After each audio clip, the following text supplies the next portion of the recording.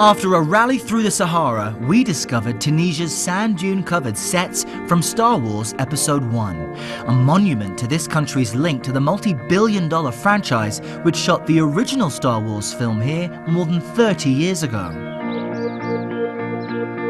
We leave the dry south for greener pastures near the northern town of Hammamet. It's where we find Taieb Jallouli, art director at Empire Studios. A 3-decade movie-making veteran, he was called upon by George Lucas to build the Star Wars sets down south. When they tell you that Mr. Lucas is coming, you are very excited to know that, and very proud also to be involved with one of his movies, because he's the greatest one. But Jallouli admits the Star Wars sets will definitely disappear soon. What he built was only meant to last for a few months. Today, though, he's much more interested in more permanent designs. The 3 or 4 years after Star Wars, the business grows up, and we had a lot of big films here. After Star Wars, you're telling me there was a lot of attention on Tunisia and a larger interest in making movies here.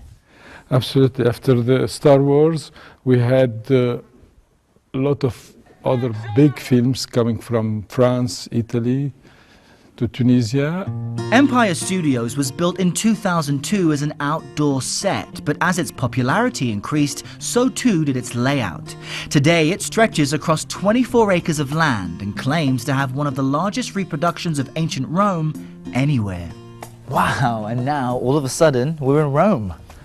Yes, we are in the Piazza di Rome, and you can see the temple on your left here. And it's so realistic. I mean, we're literally walking on like cobblestone streets. This isn't fake.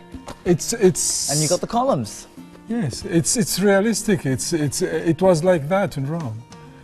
All the way down to Roman inscriptions up there above the door. Lions here, water fountains. Everything was like that in Rome. Now you can see it's a kind of patchwork of different situations in Rome or in a Roman city, in Pompeii or in a Roman city. What's through this way? Here we are in the entrance of the Roman villa. And now we've crossed into the interior of the villa. In the interior of the villa. This is a Roman villa with rooms, garden, and a courtyard. What the studio tries to offer is variety. In addition to outdoor sets, large air-conditioned indoor spaces are also available.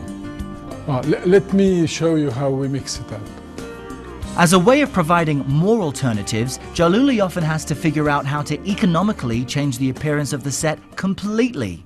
And action! He recently did this to accommodate French director Jean-Jacques Annaud when he came here to shoot the Arabian-themed movie Black Gold in 2011. He didn't want to break this Roman set, and we decided to build the new set just in front of it. And almost on top of it, so we can see this metal scaffolding. There's obviously something else that's been placed on top. Exactly. Proving that nothing is what it really seems on movie sets. No.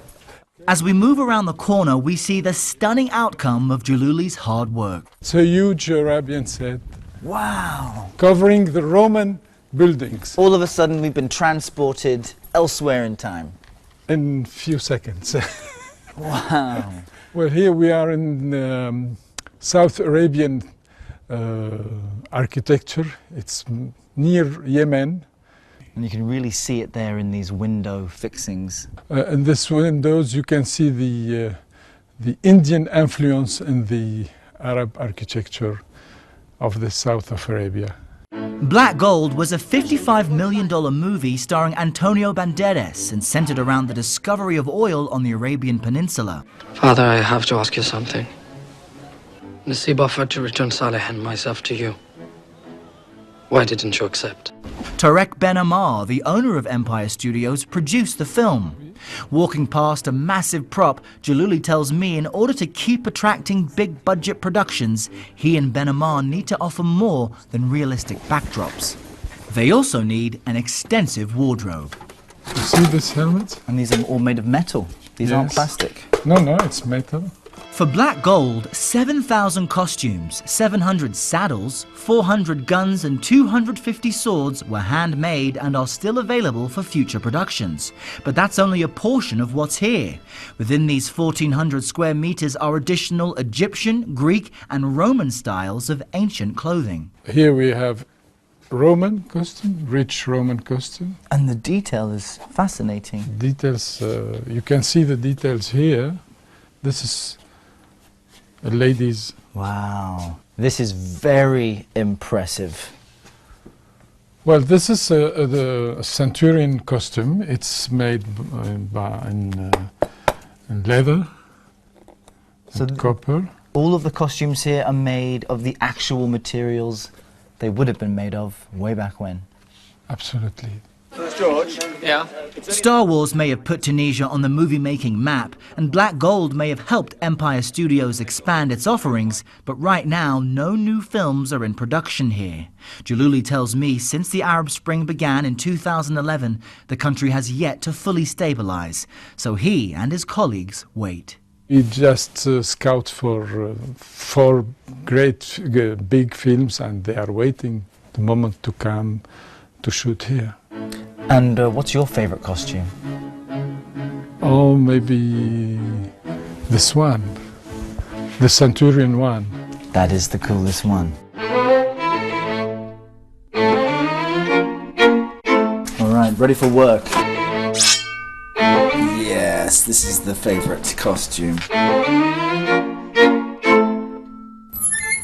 And that concludes my look at the movie industry in Tunisia this week. I hope I've shown you a side of this country you didn't expect to see as the industry here tries to get going once again. You can always see more on our website, connect with the show team on Twitter, and you know what?